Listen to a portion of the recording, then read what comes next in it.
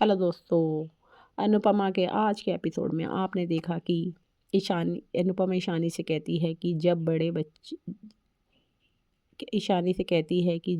बच्चों को उनकी गलतियों के लिए सज़ा दी दी जाती है तो वे असल में अपनी परवरिश पर ही सवाल उठा रहे होते हैं। वह कहती है कि अगर बच्चों को सज़ा ना मिले तो वे सीखते नहीं हैं।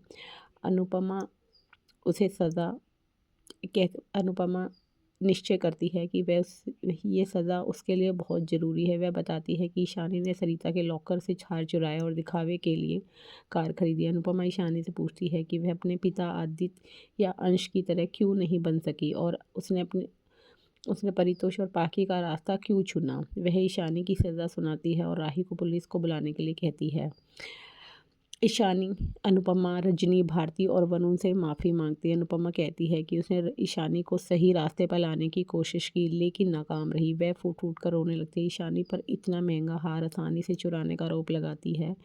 अनुपमा ईशानी से चोरी का कारण पूछती है कि क्या यह सिर्फ दिखावे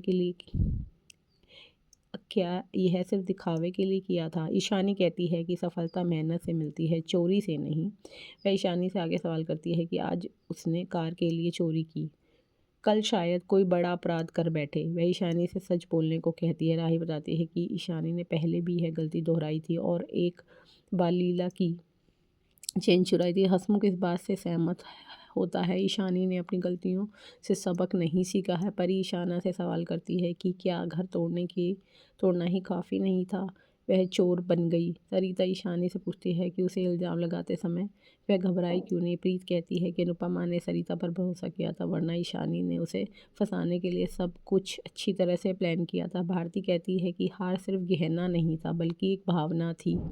ईशानी अनुपमा से कहती है कि वह साथियों के दबाव में थी और उससे गलती हो गई। अनुपमा उससे साथियों के दबाव और मानसिक आघात जैसे बड़े बड़े शब्दों का इस्तेमाल बंद करने के लिए कहती है और उसे और भी फटकार लगाती है। फिर वह रजनी से पुलिस को बुलाने के लिए कहती है और ईशानी को दोषी ठहराती है। ईशानी और पाखी अनुपमा और रजनी से माफ़ी मांगती है।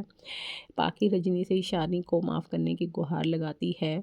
ईशानी का दावा है कि उसने हार उधार लिया था और पैसे कमाने के बाद उसे लौटा देती। वह अनुपमा से विनती करती है कि उसे जेल ना भेजे क्योंकि उसे डर है कि इससे उसका करियर बर्बाद हो जाएगा। अनुपमा रजनी से कहती है कि ईशानी या पाखी की बात ना सुने।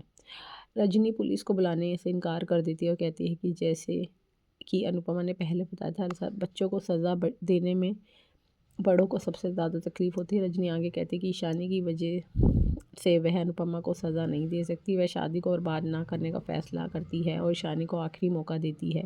साथ ही उससे कड़ी चेतावनी भी देती है। ईशानी रजनी को दूसरा मौका देने के लिए धन्यवाद देती है। अनुपमा ईशानी की तरफ से सभी से माफ़ी मांगती है और अपने बच्चों को सही परवरिश ना दे पाने का अफसोस जताती है। लीला और रजनी अनुपमा के संस्कारों और परवरिश की तारीफ़ करती है।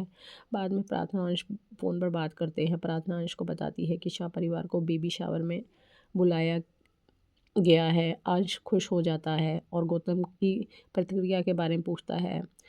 प्रार्थना बताती है कि गौतम बच्चे का नाम तय करना चाहता है, जिससे अंश नाराज़ हो जाता है। वह कहती है कि वह भी परेशान है लेकिन गौतम को संभालने के लिए उन्हें धैर्य रखना होगा।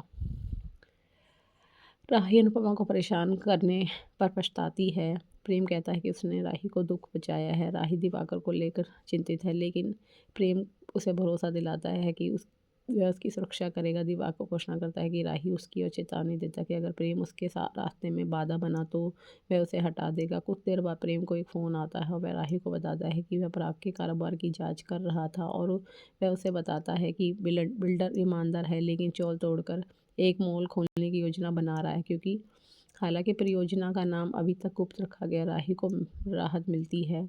अंत में रजनी लीला और हसमुख को आराम करने के लिए कहती है और अनुपमा को सहारा देने अनुपमा को साथ देने के लिए उसके साथ बैठने का फ़ैसला करती है। अब आगे का एपिसोड जानने के लिए हमारे चैनल को लाइक और सब्सक्राइब कीजिए।